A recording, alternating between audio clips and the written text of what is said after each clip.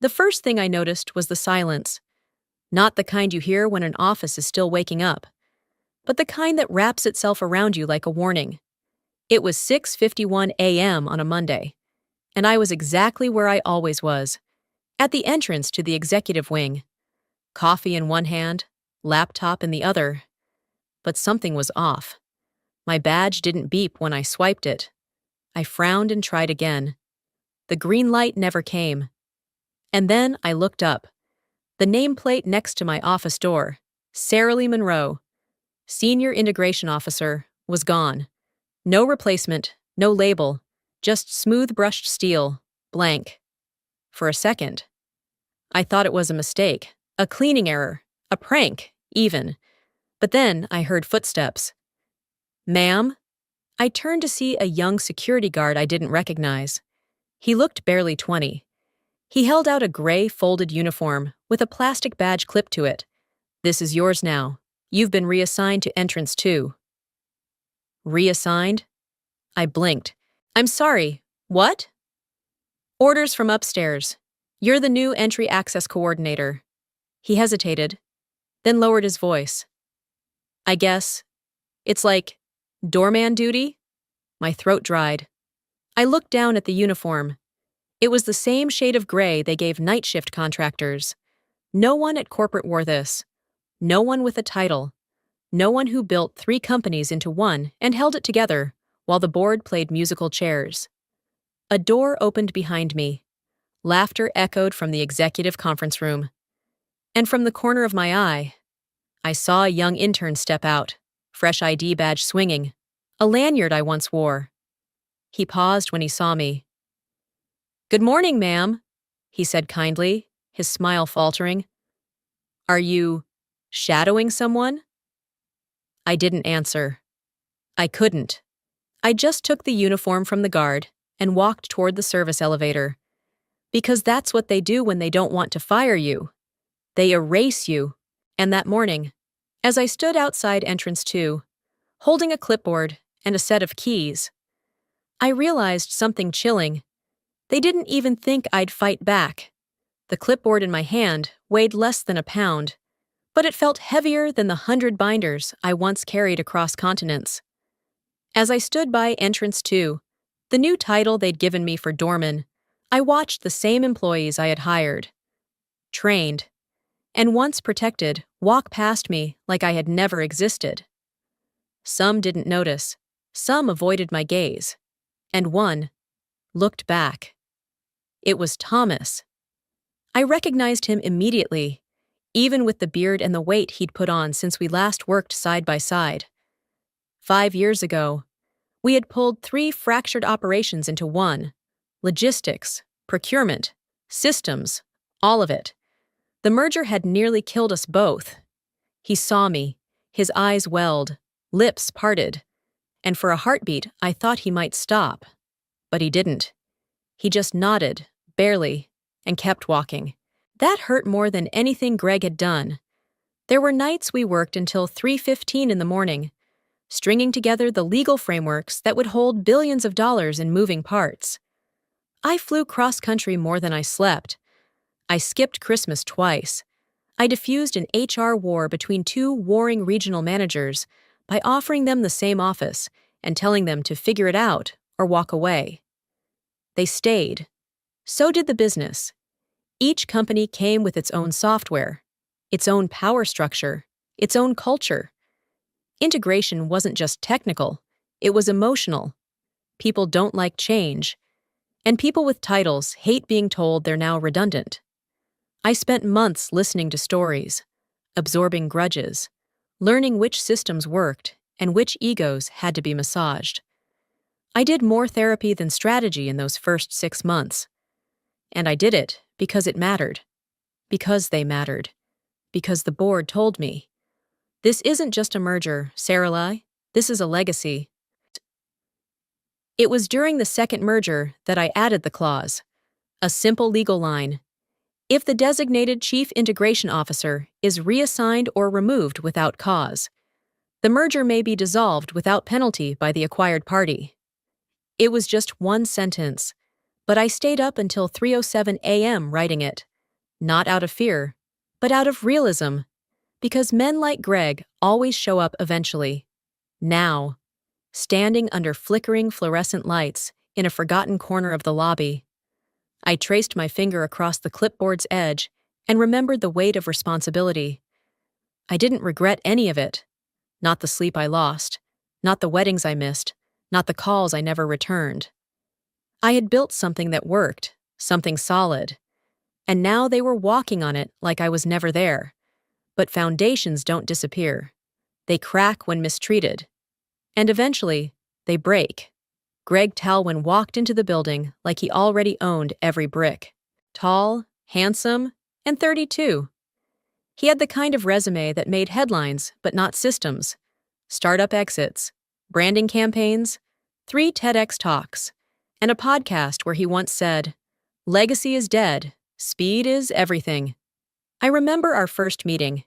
He shook my hand firmly, smiled wide, and said, "You must be Seirali, the glue." The compliment didn't land right. It felt rehearsed. From the beginning. He was obsessed with optics. Every meeting had a graphic. Every initiative had a name. Galient 2.0. Streamline strategy. Eliminate silos. He spoke in hashtags, not substance.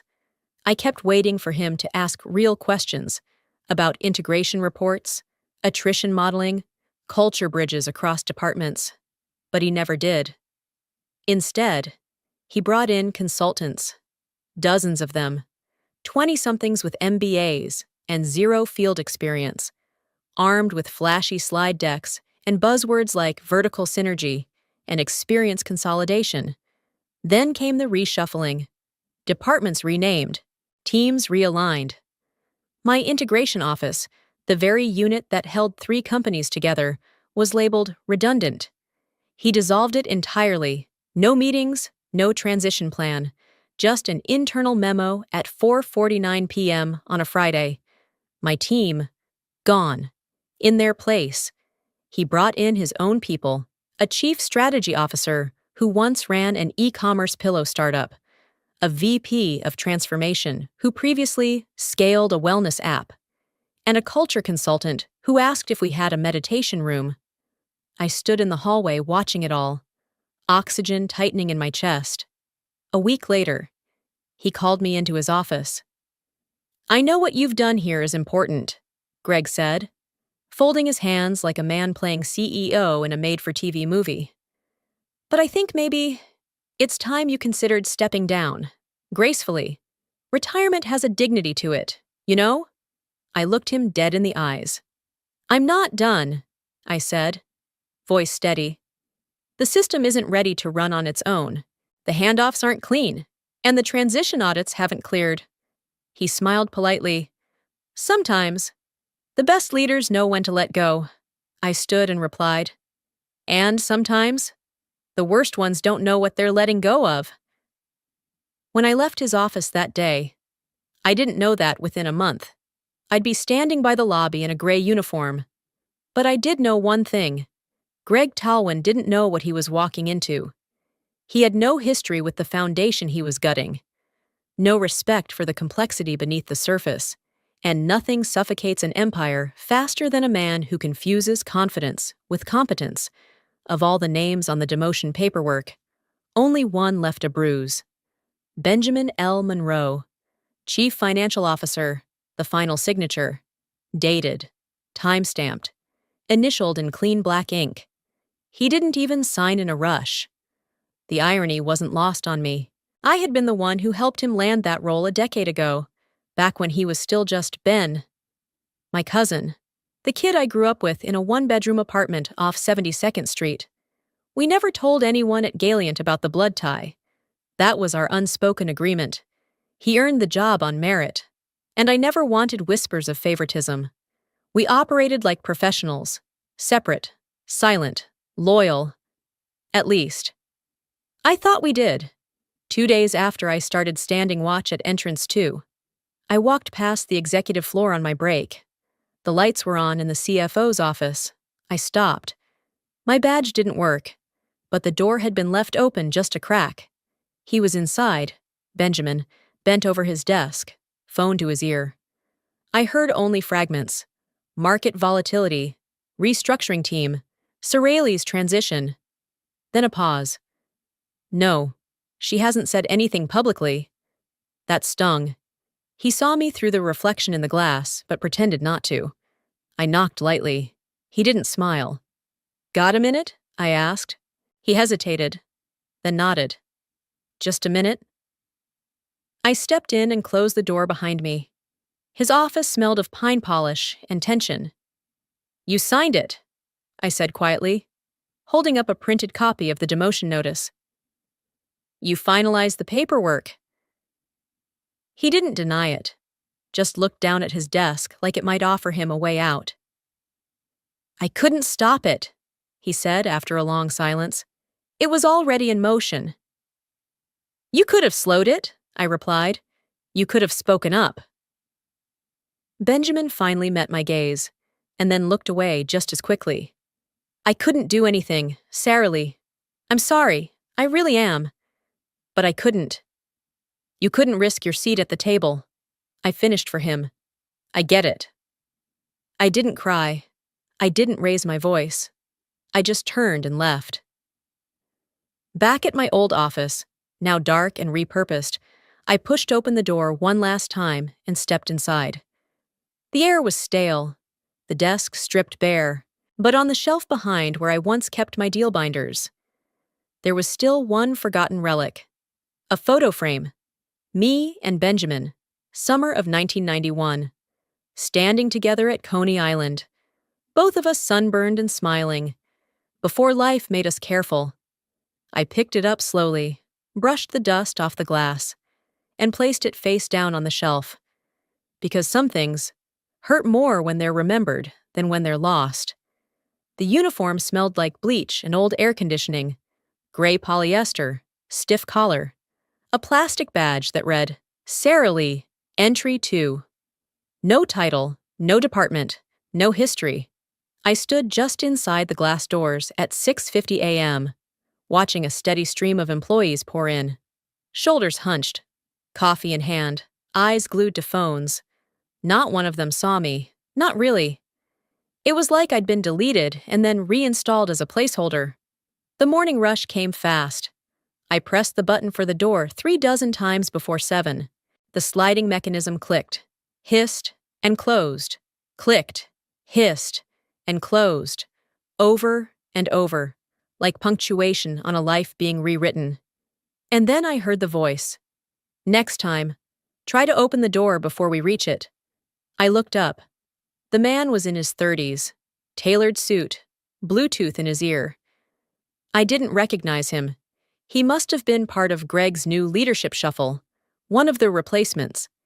He glanced at my badge without a second thought, then walked past me, muttering something under his breath about slow staff. I said nothing, just nodded slightly. My hand remained hovering over the access button, but my other hand, the one in my pocket, slowly curled around the master key, the key to the entire building's security system, a system I had designed 10 months ago. When the company decided to upgrade security, they handed the entire redesign to me. Not a consultant, not a contractor. Me. I had laid out the infrastructure myself. Cameras, access points, firewalls, biometric backups. I tested every override. I knew every blind spot. And now, I was just the woman holding the door open for people who assumed I didn't know how to use a laptop. At 7:30, a familiar voice greeted me, Thomas, the same man who hadn't stopped the day before. He paused this time, held the door himself. I just wanted to say I'm sorry, he mumbled, for how they did this. I smiled gently. Nothing to be sorry for, I replied. I'm still here. He nodded, eyes glancing at the badge again. Just doesn't feel right? It isn't, I said softly. But that's the thing about buildings, Thomas. They don't fall apart all at once. He didn't ask what I meant.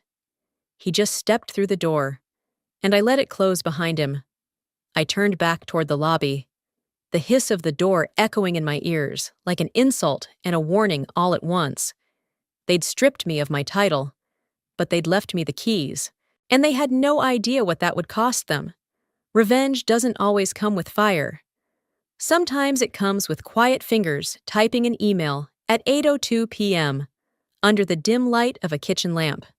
I had spent the past 5 nights standing at entrance 2, pressing a button like I'd never held a C-suite title, never balanced a multi-billion-dollar merger, never been the architect of Galiant's most delicate integrations.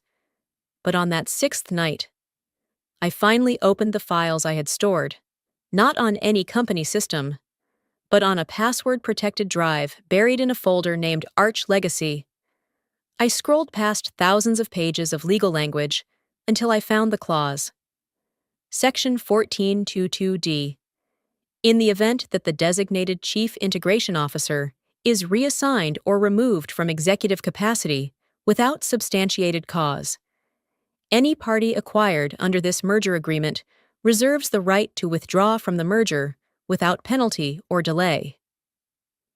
One sentence, one safeguard I had written at 3:07 a.m. On a night filled with doubt and instinct. Benjamin had reviewed it with me. We both knew what it was, a legal fire alarm no one thought would ever be pulled. But now, it was time. I drafted 3 emails, short, professional, to the CEOs of the 3 companies I'd helped integrate, men I'd sat across from during tense negotiations, tax audits, and HR overhauls, people who had seen me at my sharpest. Each message included a scanned copy of the demotion letter, time-stamped and signed. No emotion, no accusations, just facts. And one attachment, the original merger contract, with clause 14.2d highlighted in yellow. Then I did something they wouldn't expect. I pulled out a sheet of Galiant letterhead I had taken from my desk before they cleared it, with my old fountain pen. I wrote a single sentence by hand. If integrity still matters, I trust you'll know what to do. I signed it SM, just like I did on the very first merger deal we closed. At 10:41 p.m., I hit send. Then I made tea. Then I waited. I didn't expect a reply right away. Corporate diplomacy rarely moved that fast. But at 6:13 the next morning, my phone buzzed. A short message lit up the screen from Jonathan Whitley, CEO of Convergent Logistics. Received. Reviewing now, for the record. Sarah Lee, you're still the only person I trust to hold that puzzle together. I didn't smile. I didn't celebrate. I just slipped the phone into my coat pocket and headed to work. Uniform on, badge clipped, keys in hand. Let them laugh. Let them underestimate. Let them walk past me one more time. They'd learn soon enough that silence doesn't mean surrender. Sometimes, it's just the sound right before the wall caves in. It started with a headline. Convergent Logistics considers withdrawal from Galiant merger amid integration violations. By 8:30 a.m., the article had already made its way across industry blogs and financial newsletters. At 9:15 a.m., it hit the top of Galiant's internal newswire, flagged as PR sensitive, and by 10:05 a.m., Greg stormed into an emergency meeting, red-faced and furious, demanding to know who leaked a non-story. Except it wasn't a leak. And it wasn't a non-story. It was the beginning. I stood at entrance 2, same clipboard, same badge, nodding as people passed me with panicked eyes and hushed voices. The lobby buzzed with the kind of unease I used to feel in conference rooms during hostile takeovers. It was familiar, almost warm. Greg had no idea how deep the fracture went, and that was the part that satisfied me most. By 11:52 a.m., the internal ticketing system for supply chain compliance froze mid-refresh. An error code flashed across terminals on 3 floors. Sync loop fault, core access restricted. That system? I built it. I wrote the logic. I negotiated its cross-platform permissions. I trained the engineers who maintained it. And I locked it with a master failsafe that no one ever asked me about, because no one ever thought they'd need it. In the afternoon, while I was scanning badges at Entry 2B, a young technician in a navy polo walked by, looking pale and wide-eyed. He paused just long enough to whisper without moving his lips. "They tried everything, restarted twice. Back end won't unlock." I didn't respond. He hesitated. Then, even softer, "They're saying, only you know the root password." I gave him a calm, neutral look. "That's not part of my role anymore." He nodded quickly and vanished into the elevator. Inside, Greg was pacing, shouting about backups and blaming IT. He demanded to know why nothing had been documented, why no one had control of the core integration logic. What he didn't understand was that the system wasn't broken. It was responding exactly as it was designed to protect itself when tampered with improperly. And without proper authorization, mine, it would stay locked.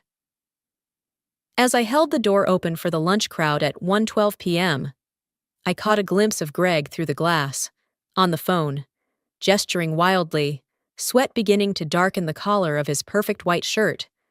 No one could hear what I was thinking, but inside, I wasn't angry. I wasn't even bitter. I was satisfied. Because empires don't fall in explosions. They fall in flickers. In silence. And then, all at once. The envelope arrived at exactly 7:35 a.m. Not through corporate mail, but by hand, delivered by a courier in a blue windbreaker who looked too nervous to be just dropping off a package. He checked the name twice before handing it to me. "Miss Monroe?" he asked.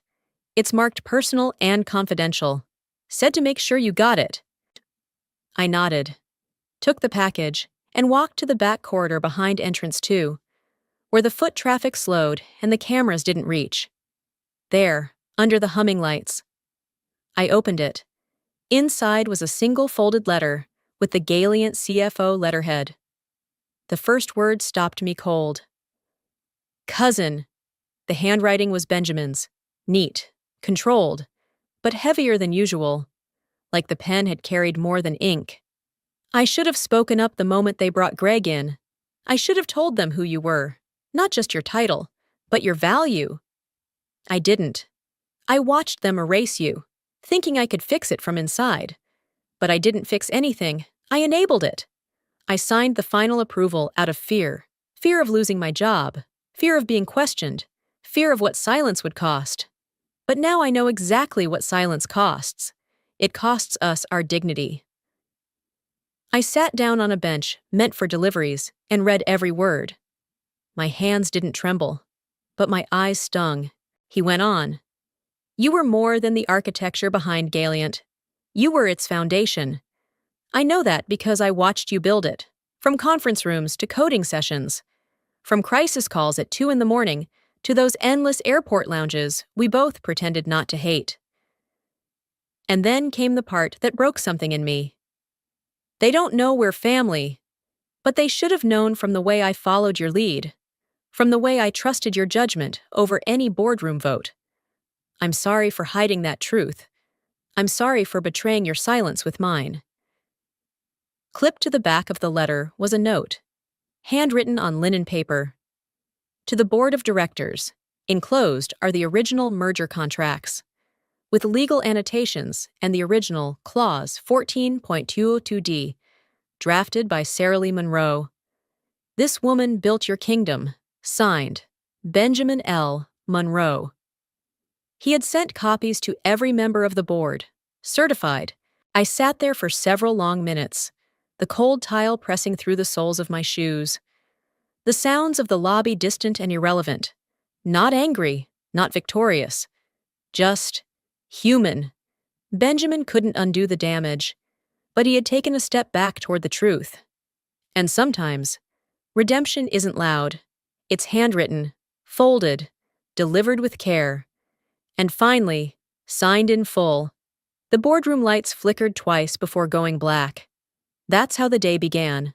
Not with a bang, but with a short circuit and a dropped call on Greg Talwin's fourth emergency Zoom session. By 7:40 a.m., 3 of Galiant's core systems were down. HR couldn't process payroll. Logistics tracking froze mid-route. Finance servers sent out reports from 2 quarters ago, and by 8:23, the stock had plummeted 8.4%, with another drop projected before noon. Greg was pacing the hallway outside Conference A. Sleeves rolled, tie loosened, fury bubbling under his perfectly styled hair.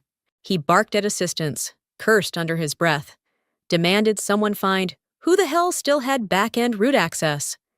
Nobody had answers. The IT director had resigned that morning. 2 senior integration managers quit by text. Another had called in sick, permanently. Inside the boardroom, the mood was chaos bottled in suits. Where are the backups? Why weren't the security redundancies tested? Why does nothing in this company work anymore?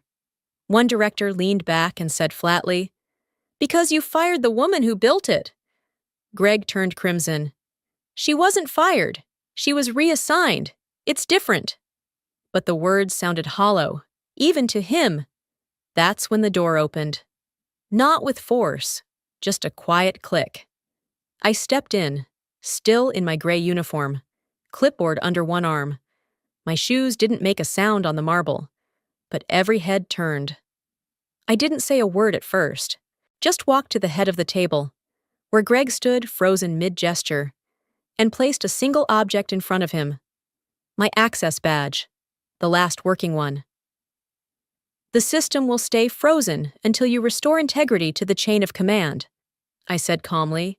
"You severed the wrong link," Greg stammered.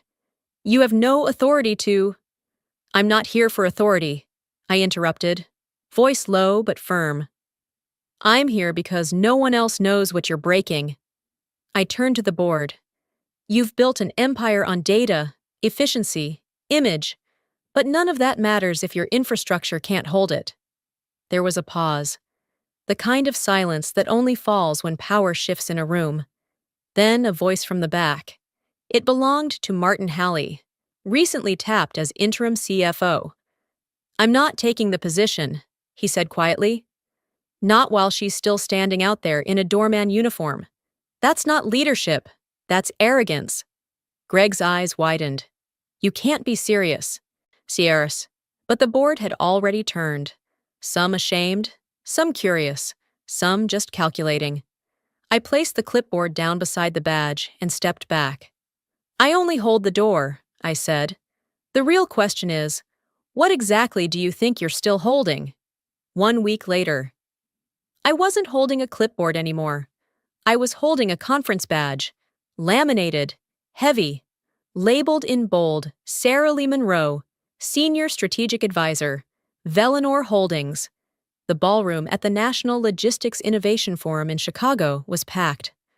Over 400 industry leaders, tech developers, and policymakers filled the floor. Just 6 months ago, I'd been scheduled to give the opening keynote here, before Greg removed me from the speaking calendar. I wasn't here to speak this time. I was here as an observer, a shadow with a title no one could deny. Velinor Holdings, a sharp, well-funded logistics consortium, had just finalized its acquisition of North Axis Freight, one of the 3 companies I had helped merge into Galiant years ago. And this time, they wanted me to oversee the reintegration, not as a token, not as a favor, but because they knew what I could do, because they remembered who built the system and who never failed it. I moved quietly through the crowd, the buzz of conversation and polished presentations rolling past like background noise. On one of the overhead screens near the media booth, a live stream was playing. Greg Talwin, sweating under the heat of investor questions during Galiant's emergency quarterly review. He looked smaller somehow, more cautious, no more bold slogans, no more charisma, just damage control. "We remain confident in our recovery plan," he said, eyes darting, voice thinner than I remembered. The operational setback was unexpected. But I knew the truth. The setback wasn't unexpected. It was built into the foundation, a direct consequence of forgetting where strength comes from. Quiet leadership, long hours, deep roots. I didn't linger by the screen. I didn't need to. As I turned to leave the hallway, someone stepped into my path, a young man in a blazer too big for his frame, press badge slung around his neck. His eyes lit up. "Ms. Monroe?" he asked. "I think we met once, my first week at Galient. You held the door open for me." It took me a moment, but then I saw him, the intern from Entrance 2, now holding a notepad. Not a coffee run. "I remember," I said with a small smile. He straightened, clearing his throat like he'd been rehearsing. "Well, welcome back." I nodded. "Thank you."